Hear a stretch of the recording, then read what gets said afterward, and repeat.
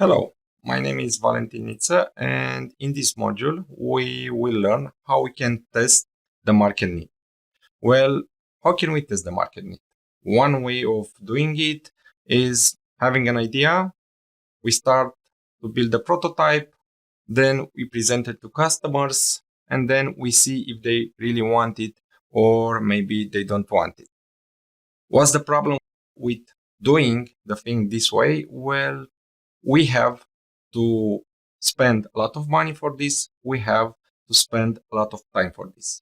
So maybe we can find some ways, a solution in which we can test the market need by spending less money and by doing it very, very fast. So today we will see about the concept of prototyping. For this, we will start from the problem. From the beginning, we should identify a problem. We should base the identification of a need on seeing different problems around us that for which we may want to find a solution. This is the hardest thing because we can see a lot of problems around us. For example, we can see that nowadays the cost of gas is very expensive. So maybe a real need is an electric car. But yes and no, because this is a problem. This is a need, but it's a real need if we can find a solution which is cheap enough so that we have enough buyers.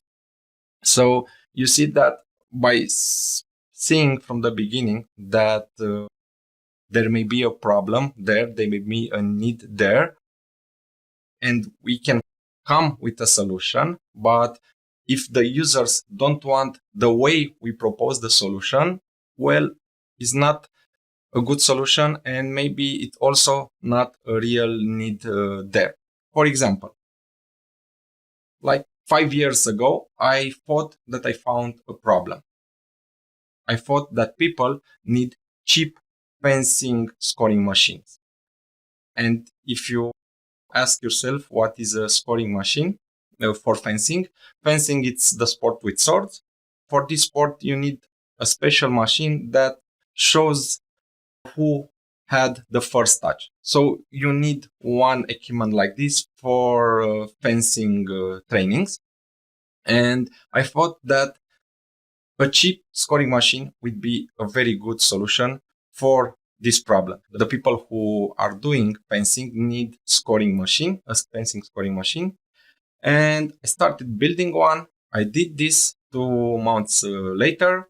Everything was great. The machine was functioning very well, but sadly, I sold only 5. In reality, people do not need cheap fencing scoring machines. Fencing is a niche sport. There aren't a lot of people that are doing fencing. The equipment they are actually using is costing quite a lot. So they really need something, a scoring machine that it can capture your attention. When you enter in the fencing hall, you see this wonderful thing, and then maybe you want to come back again. So what they wanted was something that it's able to capture your attention. And with a very cheap thing, which obviously cannot look great, you cannot do this.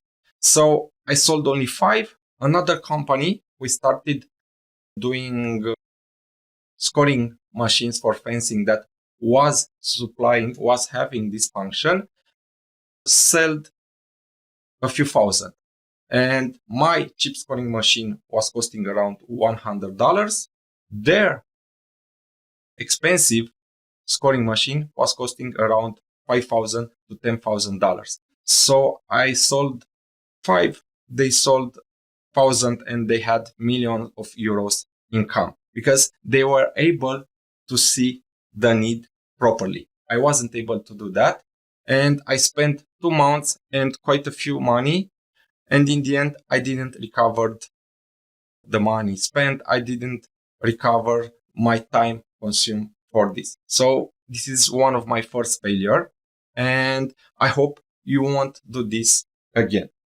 There are a few researches that shows us, if we look at the startups that manage to fail, that do not bring a product who sells very well on the market, the first reason why they fail, almost half of them fail because they do not identify a need properly. Okay. And today we will try to do this very fast and very cheap, because usually in startups, it's good to fail fast because you can try another idea, and in the end, you can find the right idea. If you want to look at the statistics, you will see that around 5% of the ideas manage to be a successful idea. So statistically speaking, you should try 20 ideas in order to find the right one. But if you spend 2 months for each idea all the time, it will take a few years until you find the proper idea. If you're doing it by building prototypes, then you see if the client needs. So we need tools that can work quite faster. And this tool is called prototyping. Prototyping wants to answer to the question, do the clients need this product? And afterwards, we start to build the product, because prototyping is doing things in another way. First, prototyping tries to answer the question, can we build this? Well, most probably we can build anything. But afterwards, we may see that nobody needs our product. So with the tools that we will see today under the name prototyping, we will want to answer to the question, does the client need this product? And afterwards, we will start to build it if they actually need. For this, we will have to learn how can we collect data, because this is the only way we can find out if people may need a particular product, if people are interested in reality in our idea. We have to use tools in order to collect data. For this, we can do it in different ways. One way of doing this, of collecting data, is by looking what others have done, is by analyzing data collected by others. But this is not the right way, because what it may be good data, I don't know, from a country in Asia, the same data may not apply here in your own country. And also, what has been collected 2 years ago, now it may not be relevant to today's market. So it's important to be able to collect your own data, to speak with the possible clients and collect in a way data from them. And also, we want to be careful to collect real data, not opinion. Because if you ask a friend of yours, hey, what do you think about this pen? Would you buy this pen? Well, because it's your friend, he will say, yes, I will buy it. It looks nice.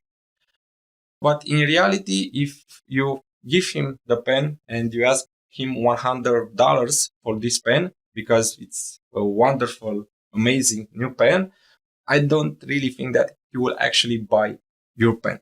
So you have to collect, to get from your possible clients some skin in the game.